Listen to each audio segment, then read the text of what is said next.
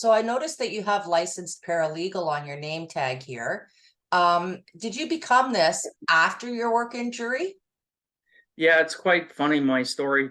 I was injured in 97, like I said.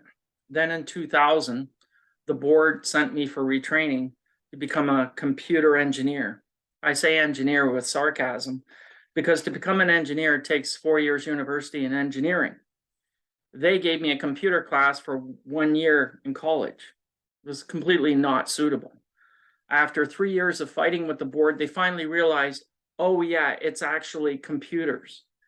What was funny is that in the engineering program and computers both, you can't be somebody that's partially colorblind, which is me. This means that if you're partially colorblind, and that's very common, there's like 3 to 4 males out of every 10 are partially colorblind. What that means is that you can't do jobs where you have to tell colors apart. That's all it is, and it's genetic. It's very common. And when I told them this, they didn't care. They just said, yeah, that's fine. So there was that issue. Then there was the issue that I wasn't really an engineer, even though they thought I was. And people would say, well, who cares? What does it matter?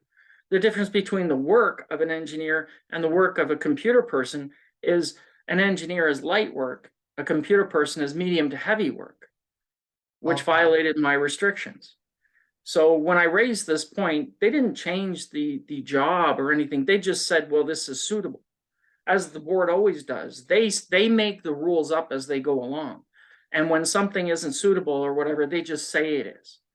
And that's what they did. I find in my experience, they are horrible when it comes to dealing with people with disabilities, whether it be work-related or not. So after they sent me for retraining, it was a complete disaster. Even in the retraining program, I couldn't do most of the tasks that I was required to do. But I passed, and because I passed, they said, well, you can do the job. I then was lucky enough to get employment in IT working for the city of Mississauga, but I was eventually fired because I couldn't do the job. Then I looked at going to school. I went to school. I got into marketing at college, business marketing. I did the 3-year program, graduated with honors. And then from there, I transferred to university to McMaster. And I initially went in there in business, and then eventually I transferred to philosophy and law.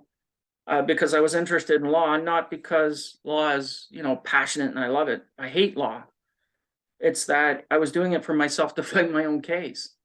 I've often said that the problem with the workers' compensation system is with a lack of representation, that once an injured worker is injured, they would be quicker to go to university, get their degree, then go to law school, get their law degree, do their internship, and by the time they're done all that, they'd be ready to represent themselves at the WSIAT and the appeal because of the delay in the system of getting representation and the appeal hearings.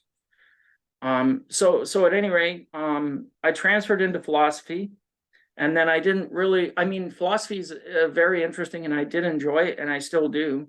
And then I since transferred into labor studies. While I was doing that, I took a break and went to the paralegal program at Sheridan, which was a 2-year program. And I graduated, got my law degree or whatever you call it, law degree.